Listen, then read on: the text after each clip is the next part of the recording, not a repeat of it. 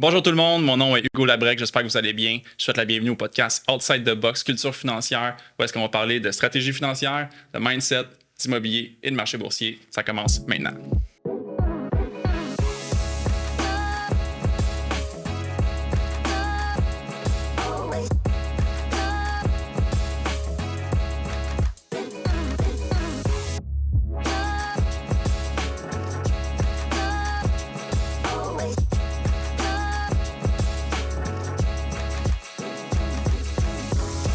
Bonjour tout le monde, mon invité d'aujourd'hui, il est conférencier en Amérique du Nord, en Afrique et en Europe. Il enseigne à l'École des sciences de la gestion de l'Université de Québec à Montréal et conseille les chefs d'entreprise, les gestionnaires et les particuliers dans leur quête d'épanouissement professionnel et personnel. Il est auteur du livre « Être à son meilleur ». Je vous présente Benoît Chalifou. Benoît, bienvenue au podcast Outside the Box. Merci Hugo, vraiment gentil. Vraiment, je suis extrêmement heureux d'être là. Bien, ça me fait grandement plaisir, moi aussi. J'ai passé à ta lecture à plusieurs reprises, puis j'avais des grandes attentes à te rencontrer. On s'était parlé au téléphone quelques fois, mais on vient tout juste de faire connaissance officiellement en personne. Absolument. J'apprécie beaucoup que tu sois venu. J'ai eu des bons commentaires aussi de la part de Michel Villa, qui a été mon premier invité. Il m'a dit « Faut t'inviter Benoît ». On va avoir beaucoup de plaisir. Oui, je pense que oui. Je pense que oui, on va toucher des sujets que tu maîtrises très bien. On va faire 2 épisodes, donc je recommande aux gens de rester connectés pour entendre le deuxième. Super. Le deuxième, j'aimerais qu'on rentre un petit peu plus dans la vente, mais pour s'introduire à ce sujet-là, aujourd'hui, je crois que ce serait bon que tu nous introduis un petit peu à pourquoi être à son meilleur. Oui, pourquoi être à son meilleur? C'est très intéressant comme question. Puis il y a une grande distinction à faire entre être à son meilleur puis être meilleur. Dans le sens que il faut être confortable avec notre imperfection de qui nous sommes vraiment, de l'incarner tout simplement, naturellement, humblement, mais d'essayer d'évoluer à une meilleure version à tous les jours. Un peu soit-il. Il y a des journées que ça nous tente moins, puis il y a des journées qu'on a moins d'énergie, puis qu'on a vécu des choses plus difficiles, mais c'est de tendre vers. Fait qu'être à son meilleur, c'est de tenter à tous les jours d'être une meilleure version de qui nous sommes. Donc, c'est un travail progressif puis constant. Ouais. Puis... Sans que ça soit un geste militaire, parce qu'il y a beaucoup de penseurs puis beaucoup de conférenciers que c'est vraiment un geste militaire puis que tu n'as pas le droit à l'erreur, machin. Non, moi, je crois plutôt à la nature humaine étant ce qu'elle est. Elle est complexe, elle n'est pas parfaite et c'est ce qui fait notre perfection. Donc, juste de tendre vers, d'avoir une introspection, ce que tu offres à ton public, une introspection avec des réflexions profondes, puis d'avoir aussi le feedback des autres pour justement tendre vers une meilleure version de qui nous sommes. Oui, je suis d'accord, puis c'est pour ça que j'avais l'intention d'amener l'aspect mindset au podcast, sachant que initialement c'est pour la finance. Je crois que justement prendre conscience de soi, avoir une meilleure maîtrise de soi, ça joue un rôle important en affaires, en investissement, dans tous les aspects de notre vie au final. Absolument. Les finances, c'est un outil extrêmement important. La recherche démontre que si on n'a malheureusement pas assez de finances, on a mal géré, ça crée de l'anxiété, du stress, on n'est pas à notre meilleur. Donc, c'est un outil qui est omniprésent partout. Il ne faut pas le sous-estimer, là. Donc, c'est très important. Oui. Oui, puis c'est ce qui fait qu'en fait, tu te spécialises dans ce qu'on appelle les soft skills, qui est en fait ta niche, là. Est-ce que tu es d'accord avec le terme soft skill? Puis est-ce que tu peux expliquer concrètement c'est quoi les soft skills? Ouais. Bien, premièrement, le soft skill, le mot soft skill, je l'utilise beaucoup parce que les gens comprennent ce que ça veut dire en quelque sorte. Mais quand on le traduit en mots français, mot à mot, ça fait compétence molle ou douce. Ouais, ça valorise. Ça les valorise pas beaucoup. Non. Moi, j'aime mieux parler de compétences humaines, human skill, parce que c'est ce qu'elles sont à l'ère des technologies qui s'accélèrent. C'est pas demain la veille qu'un robot façon intelligence artificielle va être empathique, par exemple. Non. Et donc, pour moi, c'est probablement ce qui nous reste. C'est fabuleux, mais en même temps, il faut les maîtriser. Elles sont de plus en plus importantes, mais on ne les enseigne pas nécessairement autant qu'on le devrait. Et pour les enseigner, il faut aussi non seulement un cadre théorique, mais les pratiquer.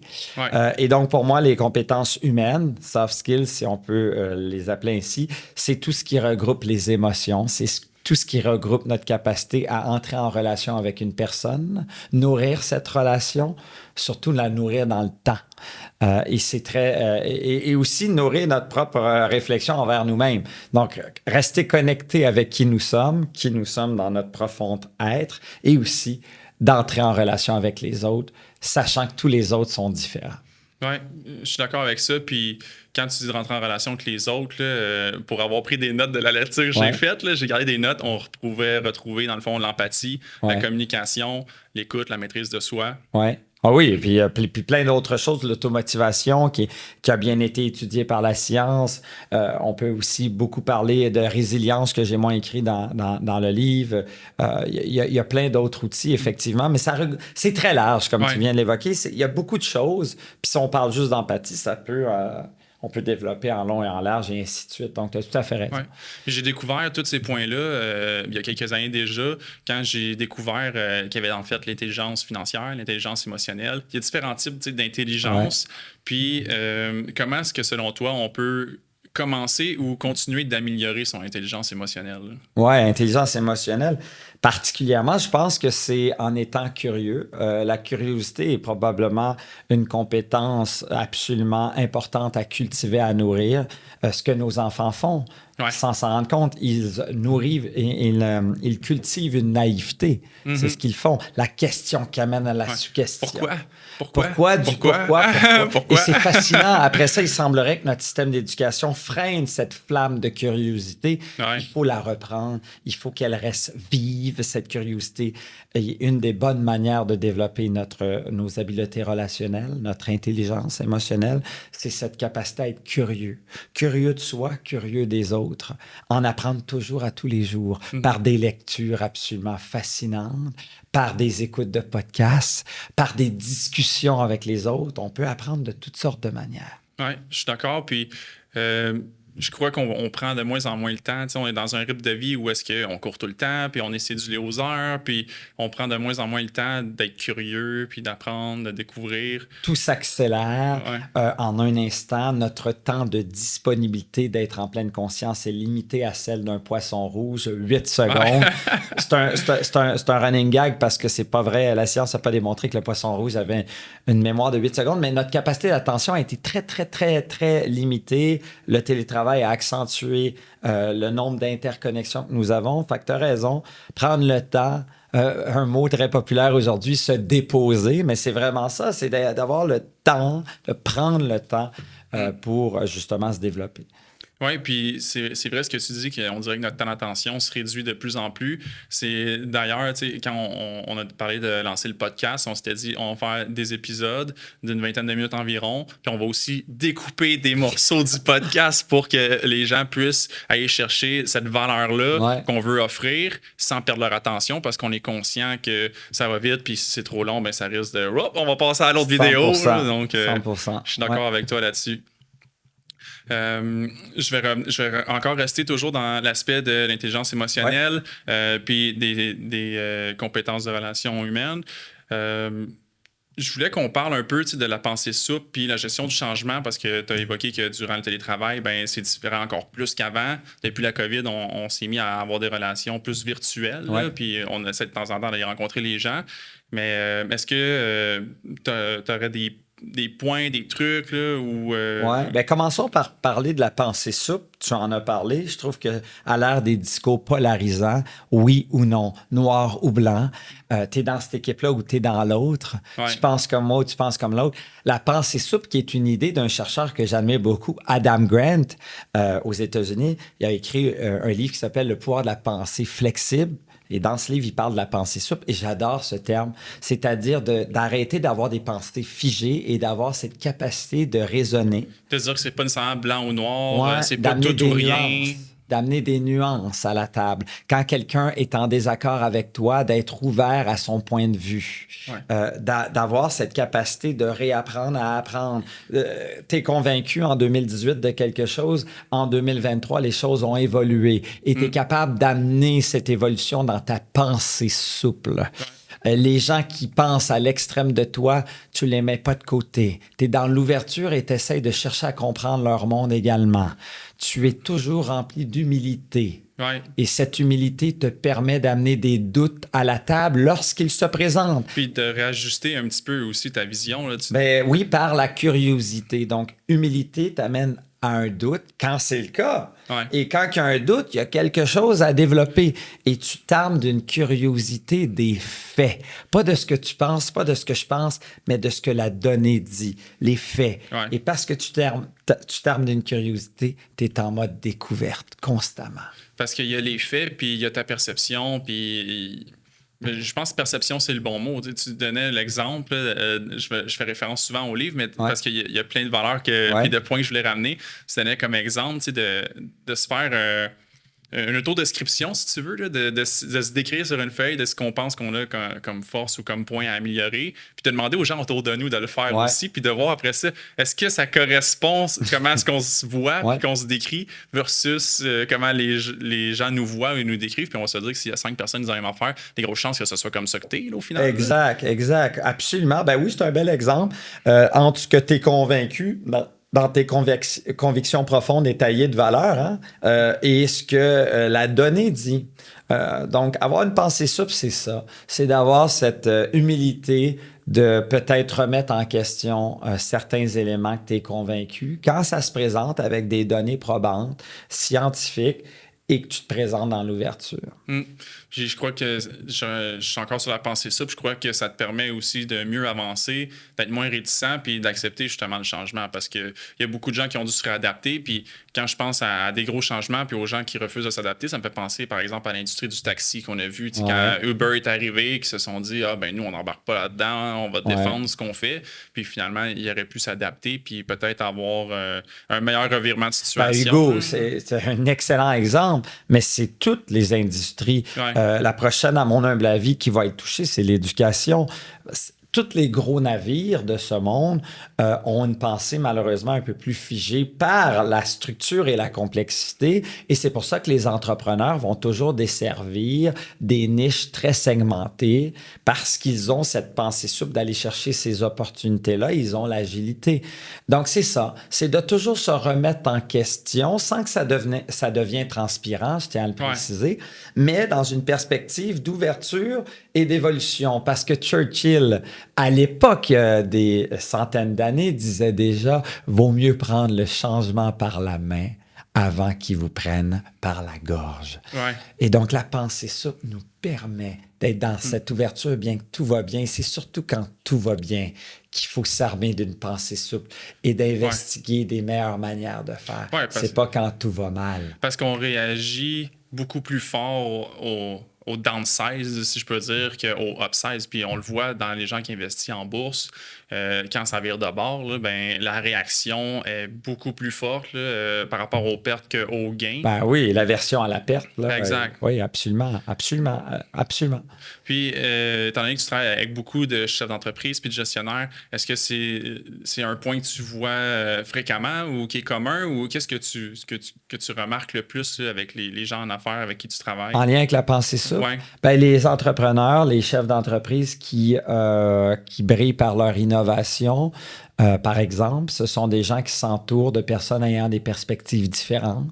Ils s'obligent à avoir autour de la table des gens avec des perspectives différentes. Ils ne sélectionnent pas des gens qui les ressemblent. Ils sélectionnent des gens qui ont un genre différent, un profil professionnel différent, peut-être des générations différentes. Ils veulent se faire challenger. Ils comprennent qu'ils ne savent pas ce qu'ils ne savent pas et que plus qu'on creuse, plus qu'on en découvre sur n'importe quel domaine. Mon exemple avec le livre, avant d'écrire ce livre, j'étais convaincu que je connaissais tout sur tous ces domaines-là. Et plus que j'en écrivais, plus que j'en découvrais. Et à la fin du livre, je l'ai écrit en 2020, 2021, je ne me rappelle plus. Et aujourd'hui, je reprenais une feuille blanche, là, je reproduirais ce livre, ça serait vraiment différent. Parce que ça a évolué, j'ai évolué, la science a évolué. Donc, c'est de ne pas rester cristallisé sur ses acquis. Utiliser ses acquis, ses expériences pour faire mieux.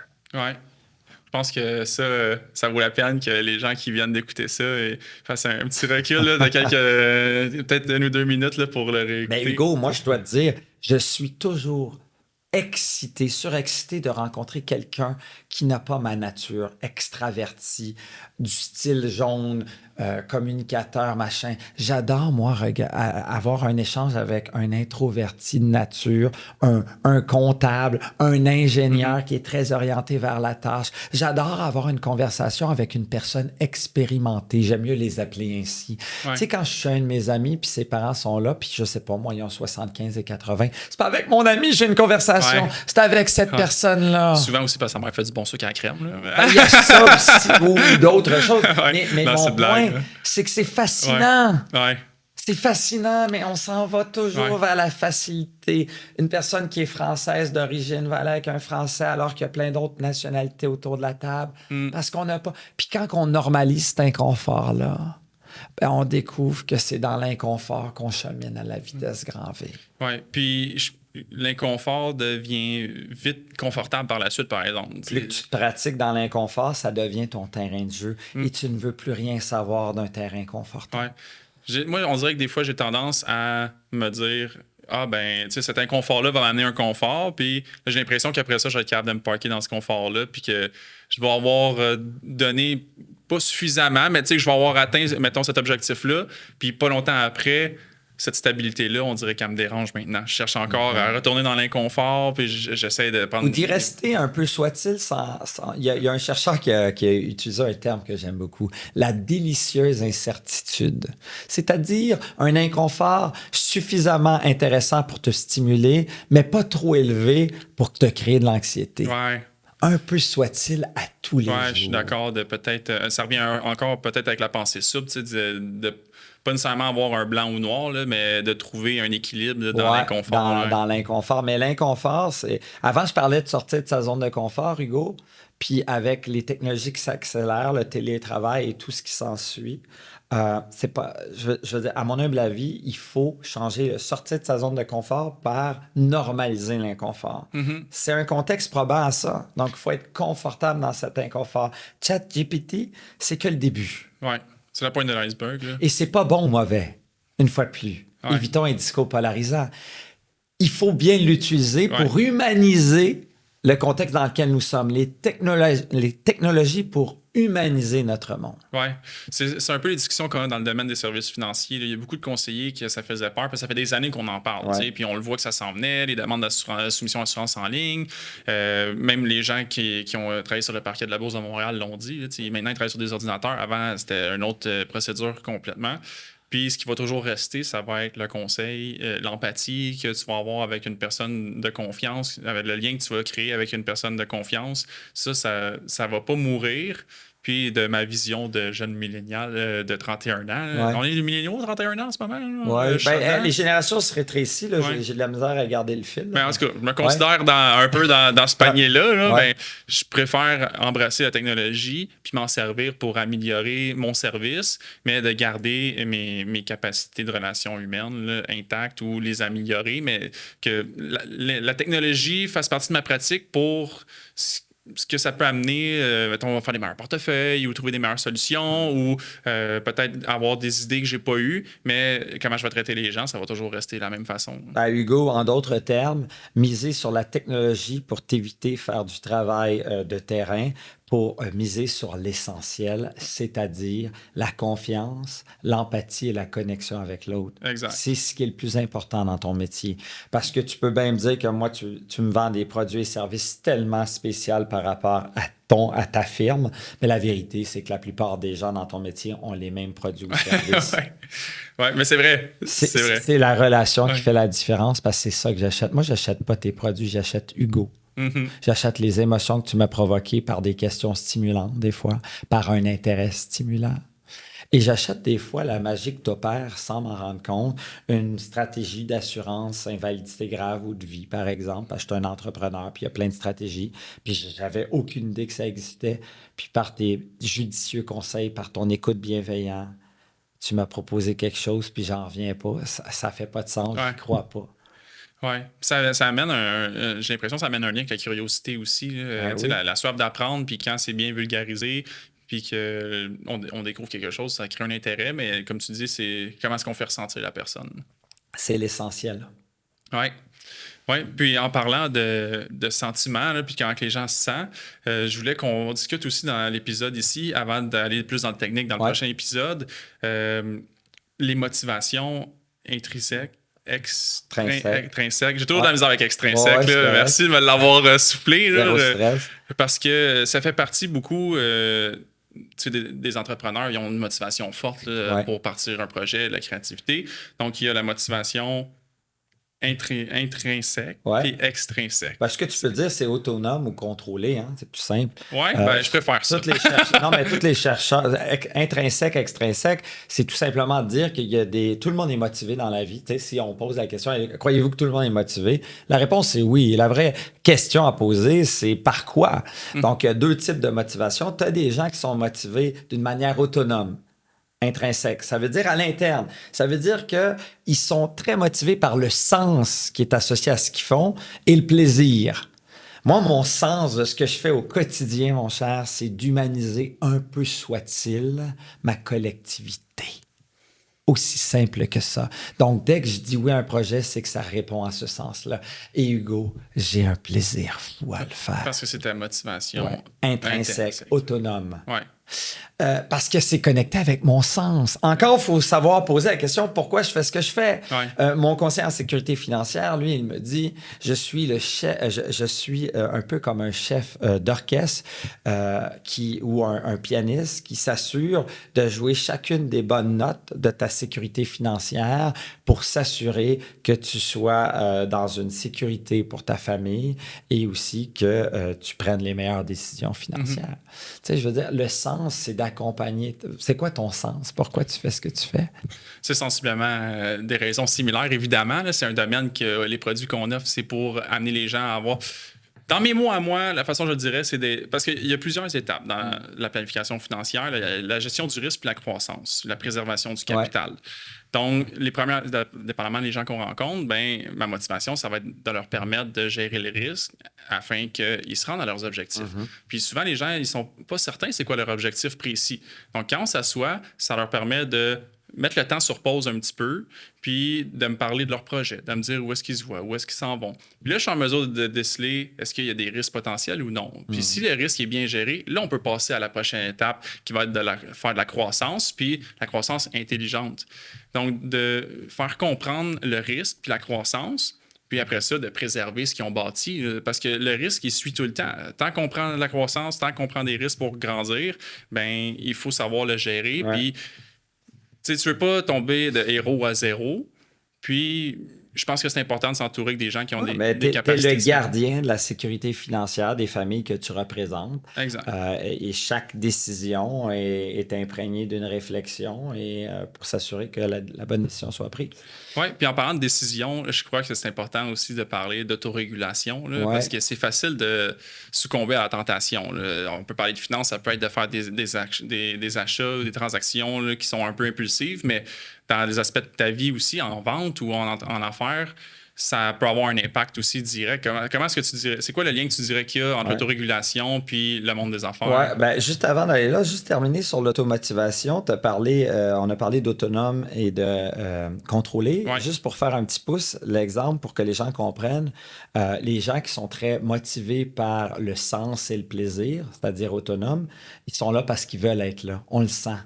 On le sent dans leur offre de service, dans leur manière d'offrir le service, dans leur extra services, dans leur manière de bonifier, puis même d'aller plus loin. Moi, mon conseiller en sécurité financière, il m'a tout... Même le gars de la piscine, il me l'a recommandé. Je veux dire, tu comprends? Il était là parce qu'il voulait. Exact.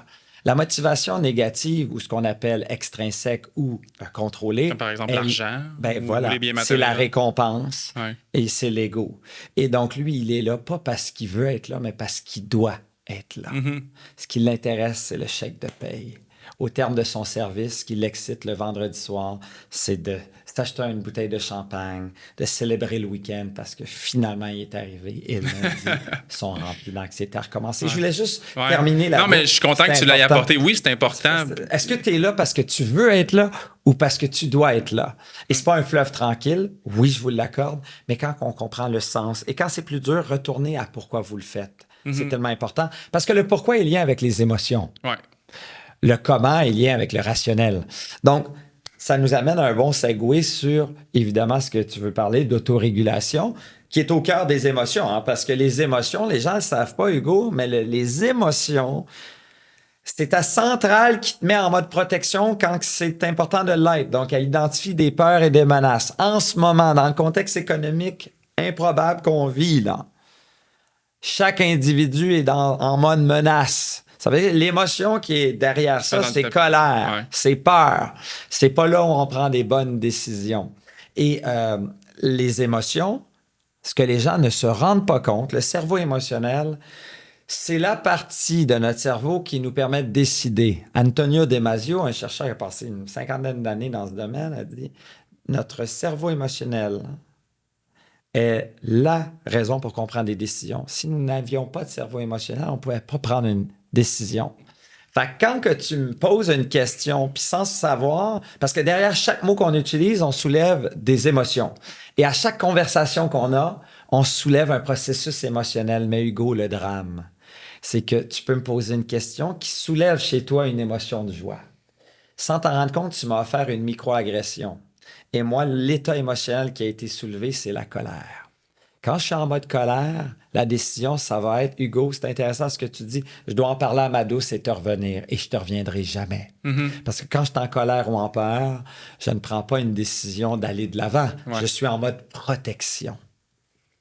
Donc, comment est-ce que tu crois ce serait quoi, en fond, le truc que tu pourrais donner dans ton métier, par exemple? Oui, puis même dans les gens qui ont un métier connexe ou qui sont dans la vente ou qui sont dans le monde des affaires. Quand vous sentez que vous avez fait... Parce qu'on le sent. Parce que je donne l'exemple du cold call, par exemple. Ouais. Tu sais, combien d'appels tu vas faire avant d'avoir une rencontre, puis combien de rencontres va arriver à finalement une transaction ou une relation d'affaires? Bien, premièrement, le cold call, c'est un bel exemple parce que nos enfants peuvent... Tu sais, les meilleurs négociateurs au monde, c'est les enfants. Si on porte plus attention à ce que nos enfants nous enseigneraient, on se rend compte que eux, chaque non est le début d'un oui. Ils ont aucunement peur d'un non. Ouais. Ils s'attendent à un non. Ouais. Mais on va flancher par notre lien émotionnel très fort. Donc, quand on fait un cold call, premièrement, il ne faut pas avoir peur du non. Ça fait partie. On a peur du non, donc on a peur de faire du cold call. Personnellement, j'en ai jamais fait, mais c'est une stratégie comme une autre. Moi, j'aime beaucoup le bouche-à-oreille. Ouais. Tu sais, chacun ses stratégies, c'est pas là la question, mais on ne devrait pas avoir peur du non, première chose. Et une des manières de désamorcer l'état émotionnel de l'autre, quand la peur ou la colère se dessine, une des grandes manières de désamorcer cette dynamique négative, c'est d'avoir le pouvoir de nommer l'état émotionnel. Je ressens qu'il y a une certaine défensive derrière tout ça. Là. Je me trompe-tu? Je ressens qu'il y a de la colère. Tu ne dis pas « tu es en colère ouais. ». Je ressens de la colère. Ouais. En mettant des mots sur l'état émotionnel, tu coupes la dynamique négative. Ça a bien été prouvé par la science. Oui, puis je suis d'accord de l'identifier, ou même en autorégulation, comme tu disais, de sentir que moi, je deviens en colère, d'en prendre conscience, de se dire « Hey, là, je suis en colère. » Ben, l'autorégulation, c'est justement cette capacité de créer un espace entre l'émotion et la décision qui va être prise. C'est ça, l'autorégulation. L'autorégulation, c'est la compétence, je vais le dire à tout le monde, c'est la compétence clé à développer dans toutes les compétences que je peux te parler. S'il y en a une, c'est l'autorégulation. À l'ère des technologies qui s'accélèrent, tu sais qui autorégule nos enfants? Qui ça? C'est nous, les parents. Non, Martin, reste assis. Le dessert après le souper. Ouais. On les autorégule. On crée dans leur processus neuronal des nouveaux patterns qui font en sorte qu'ils sont capables de s'autoréguler, c'est-à-dire de résister à une pulsion d'émotion. Comme lancer une roche sur un char qui passe dans la rue. Ils résistent à cette tentation par leur capacité d'autorégulation qui nous aide à nous pratiquer dans l'autorégulation lorsque nous sommes des adultes. Ça devrait être nous. Ben nous-mêmes, c'est ça le drame, mon cher Hugo. Fait que si tu continues pas de t'entraîner à créer des moments de résistance, malheureusement, tu fais des achats compulsifs sans arrêt. Tu vois un truc sur Amazon, tu cliques dessus au lieu de dire « J'en ai-tu vraiment besoin? » et d'y revenir demain. Si tu en as encore envie demain, tu vas procéder. C'est ce qui a fait en sorte que les drogues, l'alcool, la pornographie, tout ça. Mais aujourd'hui, ce qui crée cette dopamine, puis qu'on n'est pas capable de résister à une pulsion. C'est-à-dire qu'on n'est pas capable de s'autoréguler. Tu sais, c'est quoi? C'est l'accessibilité. Au téléphone. Ouais. Là, je vais aller voir mon courriel. Je vais aller voir mon prochain truc like Facebook ou machin. On n'est plus capable. Fait que je vais donner un truc à tout le monde pour pratiquer son autorégulation. Ça vient d'un chercheur que j'aime beaucoup qui s'appelle Huberman. Il y a un podcast qui s'appelle Huberman Lab. Il est vraiment bon. Il parle pendant 3 heures d'une manière si incroyable de choses si complexes. Puis dans un de ses podcasts, il dit justement, le meilleur truc pour s'autoréguler, c'est de pratiquer au moins 10 à 12 moments de résistance dans ta journée. Tu as envie d'aller chercher ton courriel, là? Tu résistes à la tentation. Tu viens de te farcir un biscuit fabuleux au Oreo. Tu résistes à la tentation d'en prendre un deuxième. Ouais. Tu veux t'acheter telle affaire. Tu te demandes, vas-tu vraiment en vouloir un le lendemain? Et tu attends à demain. Ouais. C'est ça l'autorégulation, Hugo, de prendre un laps de temps entre l'émotion vécue et la décision que tu vas entreprendre. J'aime ça. Puis on a commencé à introduire quand même le sujet de la vente là, durant notre discussion. Là, fait que je pense que plutôt que faire un deuxième épisode, on va continuer sur cette vibe-là. Pourquoi pas? Ça va être une première? Ben ouais, habituellement, je réussis dans le fond à les différencier ou les isoler. Ben non, mais c'est correct. C'est correct, j'aime ça parce que justement, ça me fait ressentir que tu es outside the box. D'ailleurs, je vais te la poser la question. Ouais. Qu'est-ce que ça résonne pour toi, outside the box, quand t'entends Sortir du cadre, penser autrement. Pour moi, c'est les plus belles opportunités. Se trouvent à l'extérieur de notre cadre. C'est des fois, pour ceux qui nous écoutent, lorsque tu es dans une cage dorée, que tu es confortable depuis 10 ans et qu'il y a la COVID qui éclate, puis qu'il y a un changement de carrière grâce à la COVID. Ouais. C'est le seul moment où je vais dire grâce, en raison, mais c'est quand on sort du cadre, quand on est outside of the box, il y a de la souffrance quand même derrière. C'est-à-dire que pour aller chercher l'opportunité qui est en dehors de la boîte, il faut accepter de souffrir un peu. La COVID a été la raison de pourquoi on se rencontre. Le livre, hein? Bon, j'ai écrit le livre pendant la COVID. Il y a eu un coup à ça. Me lever à 5 h du matin du lundi au dimanche, surtout en plein été pendant que tu étais avec ton daiquiri sur le bord. Moi, j'écrivais. Comment tu savais que je faisais ça? Mais tu comprends ce que je veux dire? Mon point, c'est si tu veux sortir du cadre, vas-y, mais il y a un coût à payer et le coût, c'est de souffrir un peu pour aller chercher l'opportunité. Ça va pas se faire tout seul. Oui, puis comme je t'avais dit avant qu'on commence, aujourd'hui, je crois que c'est le 8e épisode qu'on a tourné ensemble là, dans la série du podcast Outside the Box. Puis encore au 8e épisode, je sors du cadre à chaque début d'enregistrement. Je suis encore fébrile. Je mémorise l'introduction de mon invité, puis je l'oublie quand on paye sur record. Fait que, mais je le fais parce que je crois que ça vaut la peine de le faire. Je crois que la valeur qu'on va partager va beaucoup aider. Ça peut aider au moins une personne qui va nous avoir écouté. Ça sera mission accomplie. D'ailleurs, pour aider les gens qui nous écoutent, je vais faire du loop un petit peu. On en a parlé... l'autorégulation, la gestion des émotions. On a parlé un petit peu d'émerger un lien de confiance. Est-ce que tu voudrais en rajouter sur le lien de confiance? Lien de confiance, il y a beaucoup de recherches qui se posent la question, qu'est-ce qui fait émerger la confiance? Puis en gros, il y a 3 pépites d'or. Il y a 3 piliers à vraiment faire extrêmement attention. Le premier, c'est l'authenticité. Il faut vraiment que tu incarnes entre ce que tu dis et ce que tu fais. Notre cerveau émotionnel... C'est walk the talk, si tu veux. Walk the talk. L'authenticité, c'est entre ce que tu dis et ce que tu fais, est-ce qu'il y a un écart ou pas? Parce que, rappelle-toi, notre cerveau émotionnel est très sophistiqué. Il date de la préhistoire. Il est très raffiné. Il sait identifier le vrai du faux. Les recherches l'ont montré. Fait que si je te demande, là, Hugo, tabarnouche, les finances, c'est compliqué, là. Qu'est-ce qui va se passer dans les 6 prochains mois? Puis tu prétends savoir ce qui va se passer, là. C'est vraiment une erreur. Ouais. C'est aussi démontrer, quand tu connais pas la réponse, de te montrer avec une incertitude, de dire, écoute, honnêtement... Je vais te revenir avec la réponse. Ou honnêtement, le climat étant ce qu'il est, moi, je peux le plus t'accompagner, mais je peux pas te dire... On peut pas s'avancer sur exactement. cette réponse. Donc, l'authenticité, c'est tout ça. Puis, donc, authenticité, le deuxième pilier, c'est l'empathie. La connexion, on pourra en reparler. Puis le troisième, c'est le côté logique. Ton raisonnement est bon et je sens que tu peux le faire. La pensée souple, si tu veux. Ouais. Donc, raisonnement, logique, authenticité et empathie. Si tu couvres ces 3 piliers-là, tu crées des liens de confiance à toute épreuve. Ouais, je suis d'accord. Je suis d'accord, puis j'aime que tu aies amené l'authenticité. C'est pas un point qui m'était venu par réflexe quand on parlait. Ben, tu sais, ça fait du sens maintenant qu'on le dit, Ouais. là, pour créer un lien de confiance, que les gens veulent une personne authentique. Ben oui, tu veux pas avoir excusez-moi le stéréotype, mais un vendeur avec le couteau entre les dents Ouais. qui veut juste te faire pousser un produit, tu veux jamais avoir ce genre de personne. Puis si tu veux, je t'épate un petit peu plus.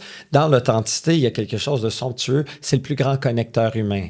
Les gens, quand ils entendent ce mot, pensent à faible, malheureusement, parce que les médias et notre collectivité... Ils veulent une certaine validation ou Ben, une c'est... acceptation là, des autres. Ben non, c'est juste qu'on pense au mot que je m'apprête à te partager d'une manière faible parce qu'on ne l'a jamais vu autrement. Mais derrière la plus belle des authenticités, le plus beau connecteur humain qui se cache, pardonne-moi, derrière l'authenticité dans sa plus grande profondeur, quand un lien de confiance absolument somptueux avec quelqu'un d'autre, se trouve la vulnérabilité. Ouais. Être vulnérable, c'est pas faible. C'est le plus grand connecteur. Mais le problème, c'est que la radio, la télé nous invite à penser que la vulnérabilité, c'est faible. Une personne dans une situation vulnérable, une personne économiquement en situation vulnérable. Ouais. Comment veux-tu qu'on aime le mot vulnérable? Mais la vulnérabilité, c'est ce qui est le plus beau. Il y a 3 couches à la vulnérabilité. Dans ton métier, dans tout leur métier, on peut se trouver vulnérable en se montrant dans un contexte d'incertitude. On en a parlé. Ouais. Démontrer qu'on n'a pas la réponse, mais qu'on va y revenir. Ouais.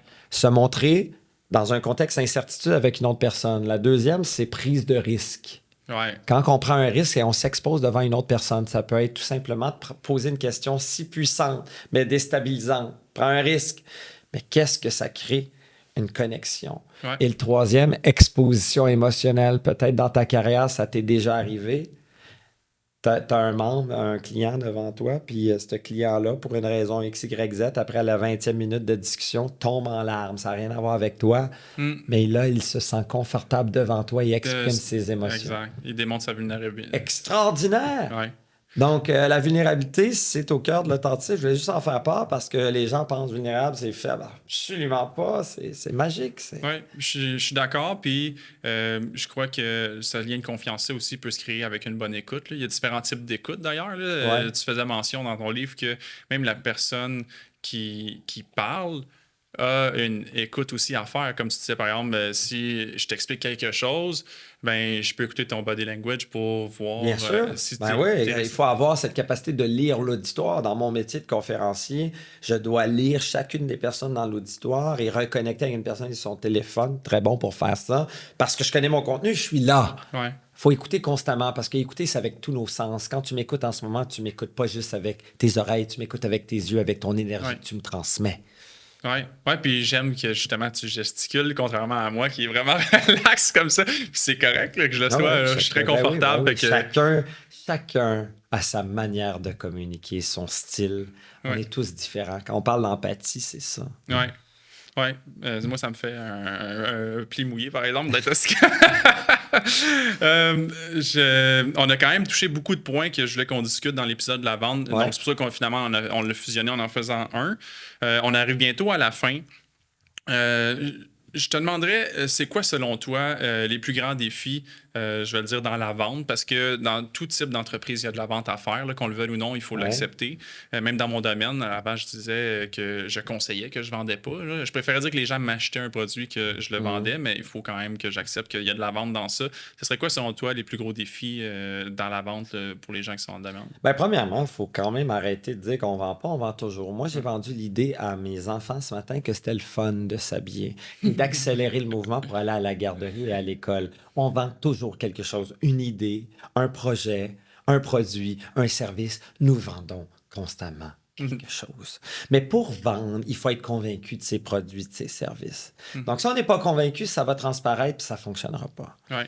Et la deuxième chose, le plus grand défi, c'est qu'à l'ère des technologies qui s'accélèrent, la meilleure manière de créer une connexion, un lien de confiance, c'est de connecter, c'est-à-dire de se livrer avec empathie. Les meilleurs vendeurs ont cette compétence d'empathie.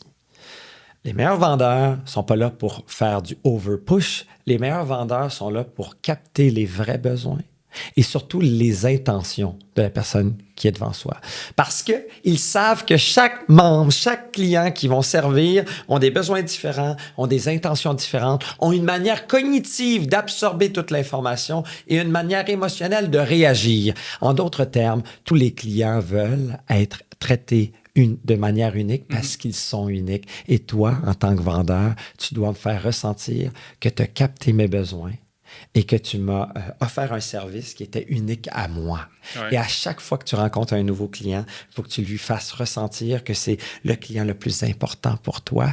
Tu utilises certes ton expérience du passé pour lui offrir le meilleur offre de service, mais tu ne prétends pas connaître ses besoins avant qu'il puisse les avoir partagés par tes questions si intelligentes et puissantes.